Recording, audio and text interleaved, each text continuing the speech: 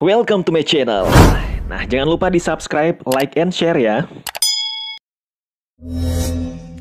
Ya adik-adik, pada video kali ini saya akan membahas satu dari 4 subtes yang ada di TPS. Nah, seperti yang kita ketahui bersama ya, bahwa di dalam soal-soal TPS itu ada beberapa kategori yang perlu kalian ketahui. Jadi seperti penalaran umum, terus terkait dengan pemahaman bacaan, ada juga pengetahuan umum, dan juga yang terakhir ada pengetahuan kuantitatif. Nah, dari keempat ini saya akan bahas satu persatu.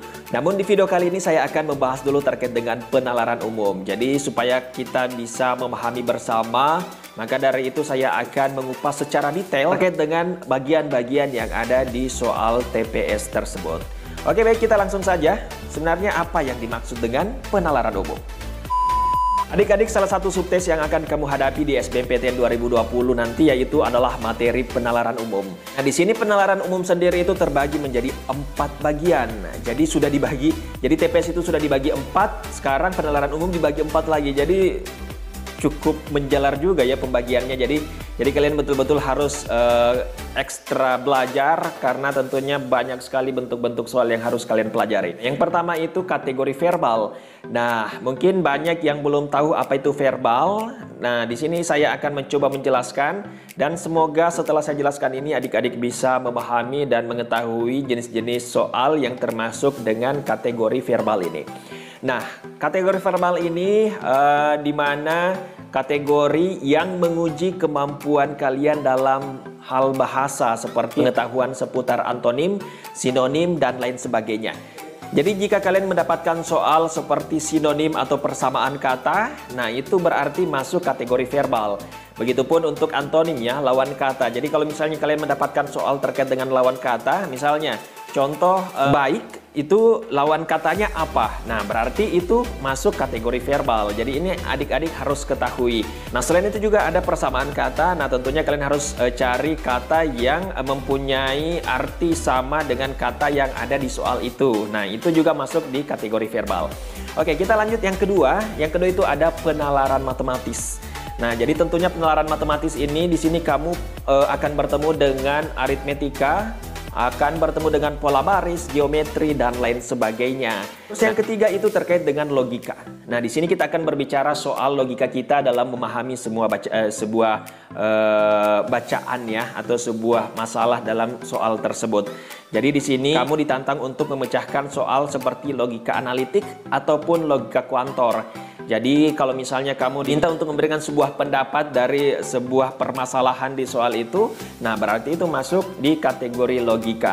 Nah, terus yang keempat atau yang terakhir itu ada yang namanya pola gambar. Nah, biasanya kamu akan diberikan gambar-gambar tertentu dan kira-kira kamu diminta untuk gambar manakah yang tidak sesuai dengan pola gambar yang lainnya atau yang berbeda dengan gambar yang lainnya. Nah, biasanya itu yang keluar dari pertanyaan ini. Jadi ada 4 ya. Yang pertama itu adalah verbal, terus yang kedua adalah penalaran matematis, terus yang ketiga ada logika, dan yang keempat adalah pola gambar. Jadi kalian harus pahami ini. Nah, selanjutnya kita akan masuk ke jenis soal pada tes penalaran umum SBMPTN. Nah, yang pertama yang kalian harus pahami, ini ada 3 ya, ada 3 hal yang perlu kalian pahami terkait dengan jenis-jenis soal yang ada di penalaran tes penalaran umum SBMPTN. Yang pertama itu yang terkait dengan kesesuaian pernyataan. Nah, pada bagian ini soal-soal yang diberikan akan menuntut penalaran kamu dalam memahami isi dari teks atau tabel atau diagram atau grafik. Jadi ini sesuai dengan konteks pada paragraf yang tersirat. Nah, di sini kalian memilih pernyataan yang benar di paragraf tertentu dalam sebuah teks.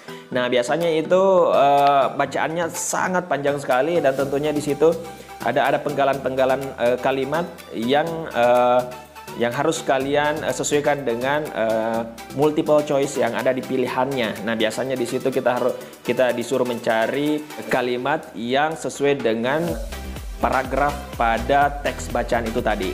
Nah, terus sini juga kalian disuruh memilih pernyataan yang paling mungkin benar sesuai isi teks dan data atau grafik, tabel, dan lain sebagainya ya. Jadi ada kata yang paling benar, ada yang mungkin benar. Jadi ini perhatikan baik-baik soal yang ditanyakan. Nah, biasanya itu ada yang ditanyakan kalimat yang benar atau yang sesuai dengan paragraf di atas. Ada juga yang mungkin sesuai dengan paragraf yang di atas. Terus ada juga terkait dengan menganalisis data. Jadi ini kita disuruh menganalisis. Terus biasanya diambil kesimpulan dari analisis itu. Jadi biasanya ada tabel, grafik ataupun diagram, kita analisis dan kita tarik kesimpulannya. Nah, disitulah nanti di multiple choice-nya akan muncul kira-kira kesimpulan yang sesuai dengan tabel, diagram ataupun grafik yang ada pada teks bacaan itu tadi.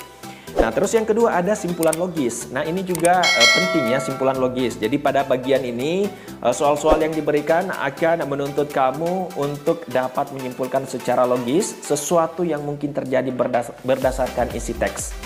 Nah, terkait dengan simpulan logis ini, jadi kamu dituntut untuk memilih kesimpulan atau menarik kesimpulan yang paling mungkin benar. Nah, ini yang paling masuk akal ya. Jadi sesuai dengan teks yang ada pada soalnya. Jadi strateginya cobalah berpikir secara terstruktur. Jadi pada tahap ini kemampuanmu menyimpulkan suatu hal sangat dinilai. Apakah kamu itu orang yang cerdas dan cermat memilih suatu persoalan, atau kamu orang yang terburu-buru dan gegabah dalam mengambil keputusan? Nah, tentunya di sini akan dinilai apakah kamu bagian dari yang ceroboh atau yang betul-betul teliti dalam mengambil sebuah keputusan. Jadi intinya di sini kamu harus berpikir tenang dan terstruktur, itu adalah kuncinya. Oke. Nah, setelah itu tentunya ada juga yang menuntut kita untuk mencari sebab akibat. Nah, ini penting juga nih. Jadi kamu harus menganalisis sebab akibat. Kemudian kamu diminta untuk memberikan kesimpulan yang paling mungkin benar sesuai dengan konteks wacana atau teks pada soalnya. Seperti itu ya. Nah, terus ada juga penalaran analitik. Nah, ini yang ketiga nih, penalaran analitik. Nah, pada bagian ini soal-soal yang diberikan akan menuntut kamu untuk dapat menganalisis dan menjawab soal berdasarkan data yang telah disediakan. Jadi misalnya contoh disajikan sebuah data berupa teks. Nah, dari data-data tersebutlah kamu harus bisa menganalisisnya. Di sini kuncinya, kamu harus membaca dengan cermat dan jangan terburu-buru. Jadi kamu harus pahami setiap kata yang ada, kemudian cobalah masing-masing katanya itu dianalisis kandungan maknanya.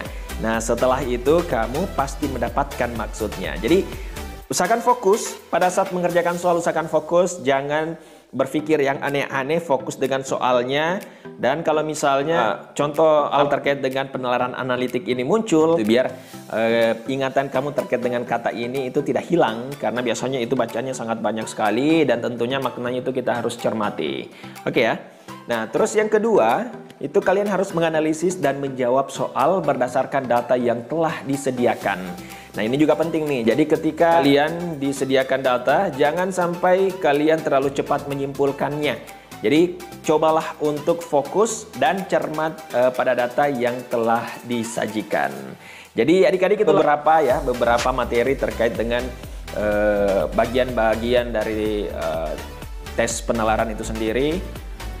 Terus juga tadi ada jenis-jenis soal pada tes penalaran umum SBMPTN itu sendiri. Jadi ini harus kalian ketahui dulu biar nantinya kamu tidak bingung. Ini model soalnya ini seperti apa ya? Ini maksudnya apa ya? Supaya nantinya kamu bisa memahami itu, ya kamu harus tahu ini dulu terkait dengan dasar terkait dengan penalaran, bagian-bagian penalaran, terus jenis-jenis penalaran dan lain sebagainya. Nah, untuk soal-soalnya nanti kita akan bahas di video selanjutnya ya. Maka dari itu kalian harus subscribe, like, and share biar setiap kali saya membuat video kalian bisa mengupdate informasi-informasi terbaru terkait dengan SBMPTN 2020. Oke, baik, terima kasih banyak. Saya rasa cukup sekian video kali ini. Semoga bermanfaat. Dan kalau misalnya kalian menginginkan sesuatu hal yang ingin dibahas terkait dengan SBMPTN, silahkan komen di bawah. Nanti saya akan mencoba untuk menjawab. Dan kalau misalnya memang banyak yang menanyakan terkait dengan hal yang sama yang kalian pertanyakan, nanti saya akan buatkan video dan langsung menjawab secara detail terkait dengan pertanyaan kalian. Oke, baik, terima kasih banyak ya atas waktunya dan sampai ketemu di video selanjutnya. Saya pamit undur diri. Assalamualaikum warahmatullahi wabarakatuh dan sampai jumpa.